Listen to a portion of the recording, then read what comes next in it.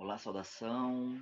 Sejam bem-vindos a mais uma aula de língua portuguesa. Eu sou o professor Leandro e hoje, nessa aula, nós vamos falar um pouco sobre o gênero textual reportagem, que é um gênero textual jornalístico. Então, nós vamos compreender um pouco sobre como que é organizada a constituição do gênero textual, quais as tipologias que o compõem, como que esse gênero é estruturado e os veículos também em que ele é veiculado.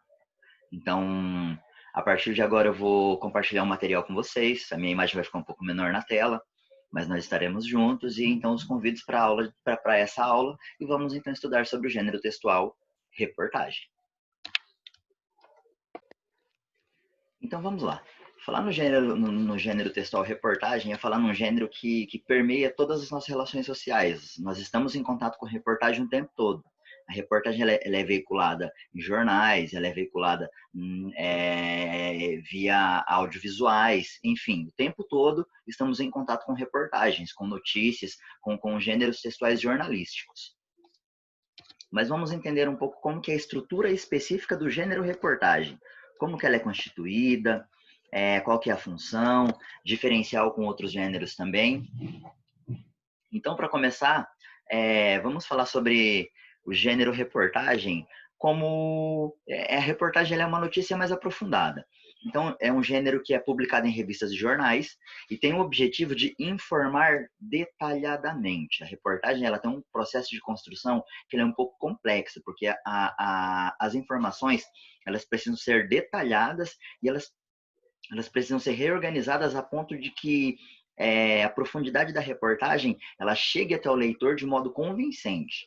Então, ela serve-se de modo geral, de uma comunicação mista também. A reportagem ela é construída de linguagem verbal e linguagem não verbal. E além da linguagem verbal e da linguagem não verbal, nós temos também algumas tipologias textuais que a constituem. Ela é produzida por um repórter redatorial e um repórter fotográfico, ou seja, temos um repórter que vai fazer a captação de imagens, né, e o repórter que vai fazer a produção escrita, ok? Eles se deslocam então até o local do acontecimento e eles observam, fotografam, entrevistam pessoas que têm contato direto com o assunto ou têm contato indireto. E aí o texto escrito, então, ele vai ser reflexo desse processo de pesquisa. Cada repórter tem o seu estilo próprio de se expressar, de narrar os acontecimentos, enfim. E nós notamos isso nas reportagens que nós vemos no dia a dia. Nós vemos que cada repórter ele traz a notícia de um modo muito particular. E quando a gente fala no modo particular, a gente está falando também na subjetividade. A reportagem ela é subjetiva, porque é o olhar do repórter por trás daquele acontecimento. E além também de se basear no testemunho direto das pessoas, das fontes secundárias, como estávamos falando, e aí quando a gente fala em fonte secundária, a gente pode ter como fonte de informação documentos, livros, almanacs, relatórios, enfim. A reportagem ela serve-se também de material enviado por órgãos como agências de notícias e assessoria de imprensa, ou seja, a pesquisa e a amplitude da pesquisa para o assunto da reportagem em pauta é uma pesquisa muito intensa e muito ampla. Então, e qual é a diferença da reportagem para a notícia? Já que estamos falando de reportagem, vamos fazer essa inversão, né? Primeiro, a primeira, que é a notícia, ela apresenta fatos de forma mais objetiva e concisa. Então, por exemplo, aconteceu um acidente na esquina da escola, às 10 horas da manhã de uma quarta-feira. O repórter que for cobrir essa notícia, que for noticiar esse acontecimento, ele vai noticiar tal e qual aconteceu, de modo imparcial e de modo conciso. E o acidente que aconteceu nesse dia, nesse horário, para o outro dia já não importa também. Então, a notícia, além dela ser mais objetiva e concisa, a notícia também ela é efêmera, ou seja, ela passa muito rápido. Agora, a reportagem, o contrário da notícia, ela já é subjetiva, né? É fruto de investigação, é fruto de uma pesquisa muito ampla, é fruto de muitos contatos, e ela tece comentários, levanta questões, discute, argumenta. Ou seja, a ideia é fomentar uma reflexão em torno do tema ou da pauta da reportagem. Essa é a ideia. A notícia, ela encontra-se a estrutura da notícia, então. A notícia ela vai ter um título, vai ter um lead e o desenvolvimento, ou o corpo. Diferentemente, a reportagem ela vai ter o título, subtítulo, introdução, desenvolvimento ou corpo da reportagem, teremos a conclusão e também teremos a caixa, que é o olho, que nós costumamos dizer.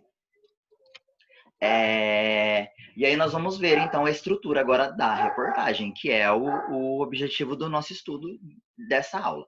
Então, a reportagem ela tem um título, que pode vir acompanhado de subtítulo. Na maioria das vezes, o título ele vem acompanhado de subtítulo e tem como objetivo resumir o que será dito. Então, o título ele é muito importante no sentido de ele não vai provocar uma reflexão subjetiva. O título vai trazer, de modo conciso, o conteúdo da reportagem, para despertar o interesse do leitor. Aí nós temos a introdução, que vai ser onde é apresentado o tema da reportagem, depois o corpo, que é o desenvolvimento lá do assunto, ele vai ser abordado com uma linguagem direcionada para um público-alvo, porém ali no desenvolvimento nós teremos a presença de linguagem verbal, linguagem não verbal, discurso direto, discurso indireto, vozes de terceiro, enfim, uma série de outras estruturas que nós vamos discutir no momento seguinte. E a conclusão, que é onde se resume o tema tratado. A conclusão, e de modo geral na reportagem é onde, né, o repórter ele vai trazer o seu ponto de vista, o seu olhar a respeito daquele assunto. Temos a caixa também, que é parte da reportagem inserida dentro de um retângulo, e a caixa geralmente ela vem no meio do texto, mas ela vem numa fonte maior. E ela vai fornecer dados importantes para sua compreensão. Geralmente a fonte tem uma relação muito estreita com o título. O título chama atenção porque quando a gente olha para a reportagem, nós não vamos começar a fazer a leitura da reportagem como um todo. Nós vamos ver os elementos que nos chamam a atenção, os elementos que nos seduzem. E esses elementos eles são muito bem trabalhados. Então o título e o corpo, o título e a caixa, ou o olho, são elementos que são de suma importância para conquistar a atenção do leitor. E agora, para a gente poder entender, a gente vai fazer uma análise de uma reportagem, que é uma reportagem que ela é uma reportagem histórica e ao mesmo tempo literária. É uma reportagem que vai falar sobre Anne Frank, que foi uma das grandes personalidades que viveram aí os terrores da guerra. Então vamos dar uma olhada nessa reportagem e vamos fazer uma análise enquanto a gente faz uma leitura. Então nós temos ali, ó, matéria Segunda Guerra. Aí o título, 75 anos sem Anne Frank. Então nós sabemos que sobre o que essa reportagem vai falar, especificamente a respeito de Anne Frank, sobre os 75 anos sem Anne Frank. A judia que relatou as barbáries dos nazistas morreu poucos dias antes dos judeus serem libertados. Pouco tempo depois, suas histórias seriam publicadas pela primeira vez e se tornariam uma das mais importantes obras sobre os horrores da Segunda Guerra. Aí nós temos embaixo o nome de quem publicou, Fábio Previdelli, publicado em 29 de 2 de 2020, às 13 horas. Então notem que nós temos ali o título, aí depois nós temos o subtítulo, e nós temos ali a linha baixa, onde nós temos ali a indicação do autor e quando foi publicada.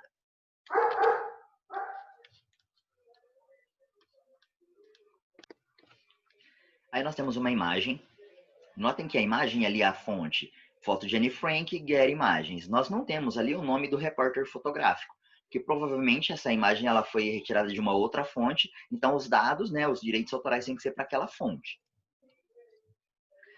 Em 1929, a Alemanha passava por uma grave crise. Haviam poucos empregos e muita pobreza. Totalmente quebrados por conta das punições sofridas com o fim da Primeira Grande Guerra, os alemães se sentiram humilhados por serem considerados os principais responsáveis pelo confronto entre as nações. Então, notem que o autor, quando ele vai no ato do início da matéria, ele traz ali um resgate histórico do acontecimento.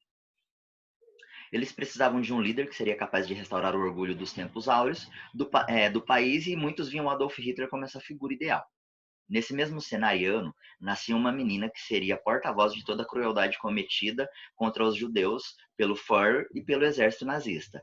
Ela era Anne Frank. Então, logo no início do texto, nós temos ali a apresentação do contexto histórico, Primeira Guerra Mundial, e quem surgiria ali no embate contra Adolf Hitler e o nazismo, Anne Frank. Notem que Anne Frank está numa fonte de uma cor diferente, nós temos ali um sublinhado.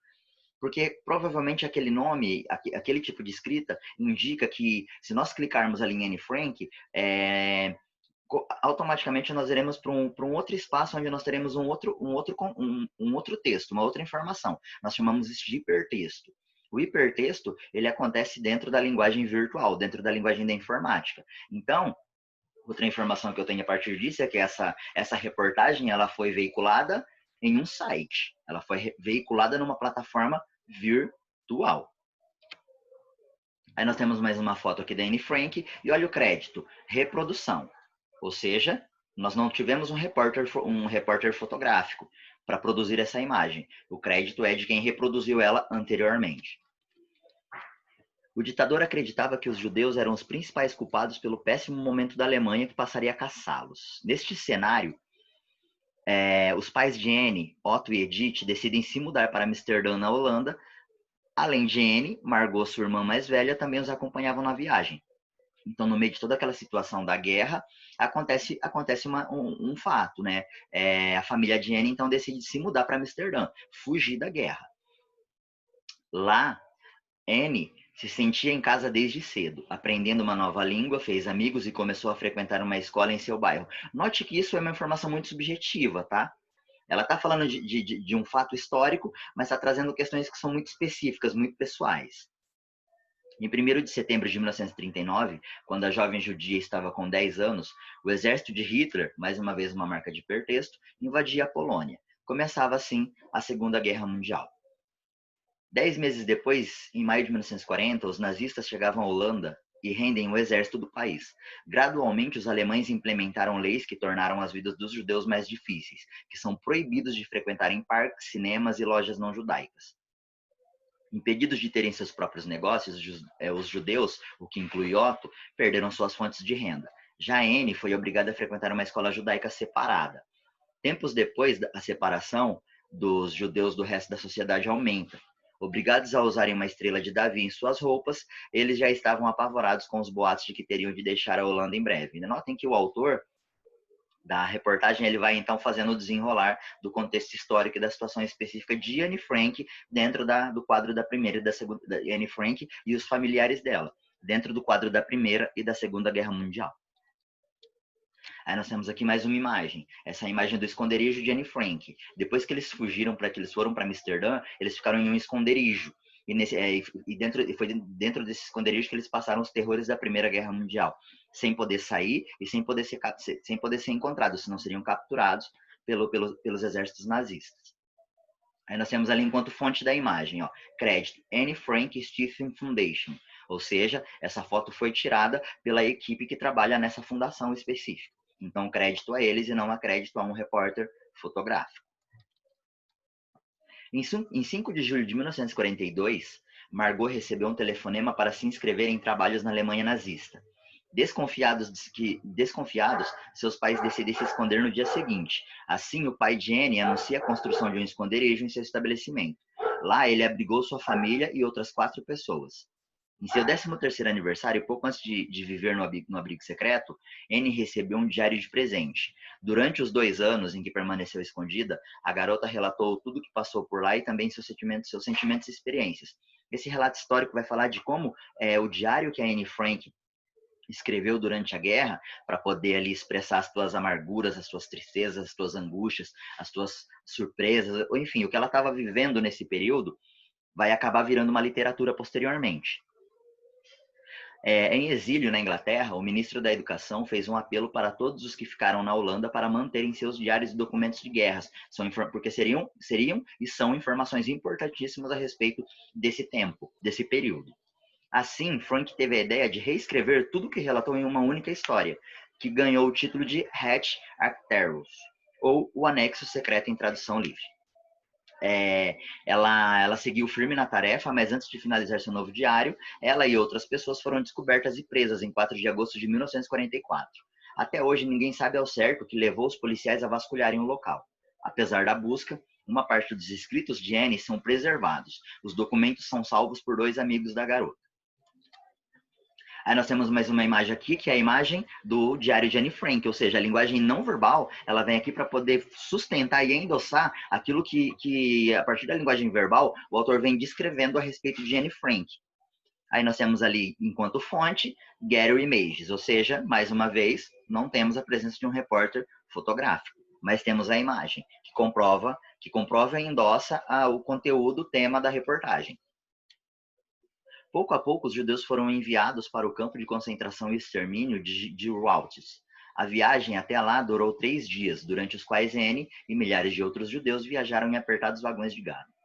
Ao chegar em Auschwitz, Os médicos nazistas avaliaram as condições dos judeus e determinavam quem poderia ou não ser submetido aos campos de trabalho forçado. Cerca de 350 pessoas que viajaram juntos de N morreram nas câmaras de gás, logo nos primeiros dias. Já N, sua irmã e sua mãe foram enviadas para campos de trabalhos e mulheres. Otto acaba em um campo para homens. No início de novembro de 1944, N foi transportada de novo, desta vez junto de Margot, que é a irmã dela, para o campo de Bergen-Belsen. Os seus pais ficaram em Auschwitz. As condições no novo espaço são críticas. Quase não havia comida e o frio assolava os residentes de lá. As irmãs Frank não demoraram muito a contrair tifo, que era uma doença. Em fevereiro de 1945, há 75 anos, não há uma data exata deste acontecimento. Elas morreram por conta da doença contraída, do tifo, com poucos dias de diferença uma da outra. E apenas poucas semanas dos aliados libertarem os judeus dos campos de concentração.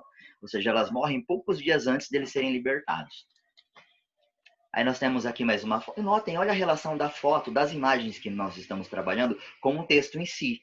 Então, a linguagem verbal e a linguagem não verbal, ela precisa estar muito costurada. Eu não posso trabalhar com imagens aleatórias diante de uma reportagem que é muito específica.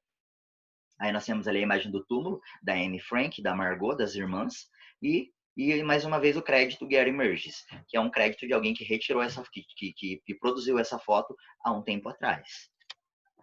De todos os membros da família, apenas Otto sobreviveu à guerra. Ele foi libertado de Auschwitz pelos russos e durante uma longa viagem de volta para a Holanda, descobriu que sua esposa morreu. Já nos Países Baixos, ele se deparou com uma nova vida, na qual nunca mais veria suas filhas outra vez. Aí nós temos a fonte de onde foi publicada essa reportagem, foi publicada na plataforma da UOL, né, na aba específica Aventuras na História. Então, notem que durante a leitura, no processo de interpretação da reportagem, nós conseguimos identificar algumas questões. Uma coisa, por exemplo, que eu sentia falta ali, lembra que nós falamos da questão da caixa ou do olho e do título? Quando a gente dá uma olhada para o título da reportagem, nós vemos que o título ele está numa fonte maior, o título traz uma informação, depois da leitura do todo, olha o título. 75 anos sem Anne Frank. A judia que relatou as barbáries dos nazistas morreu poucos dias antes dos judeus serem libertados. Ou seja, a relação do título com o todo da reportagem é intensa, então é uma coisa muito amarrada com a outra. E aí, em outros veículos, nos veículos impressos, nós vemos a presença do título e nós vemos a presença da caixa do olho. Lembrando que a presença da caixa ou do olho, ela não é obrigatória, ela não é obrigada a estar dentro de uma reportagem. Vai depender muito da objetividade, vai depender muito da plataforma, né, que vai ser veiculada, em que vai ser veiculada, enfim, dessas questões. Pessoal, essa foi a aula, o conteúdo dessa aula. A partir desse conteúdo, nós teremos uma atividade avaliativa, que vai ser a produção de uma reportagem. A produção da reportagem ela vai ser monitorada por mim, e aí nós faremos depois a organização das equipes para poder produzi-las, tá? Espero que esse conteúdo tenha ajudado bastante vocês. Não esqueçam de realizarem as atividades do exercício de fixação, e qualquer dúvida, por favor, retornem em contato, ok?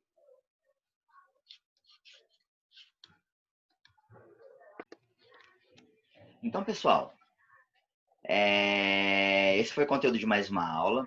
Lembrando que a partir desse conteúdo, então, nós vamos trabalhar uma atividade avaliativa, tá? Que vai ser no próximo momento a gente vai discutir sobre, tá? Não agora. A gente vai provavelmente nas próximas semanas de aula e vamos organizá-las ali dentro do nosso cronograma, dentro do nosso quadro de horários, a fim de que a atividade ela possa ter um acompanhamento significativo por minha parte e que a atividade ela seja significativa e de fato ela venha então reproduzir aquilo que nós estamos adquirindo enquanto conhecimento dentro do processo educativo, ok? Muito obrigado pela atenção de vocês. Qualquer dúvida, estamos à disposição e até a nossa próxima aula. Tchau, tchau.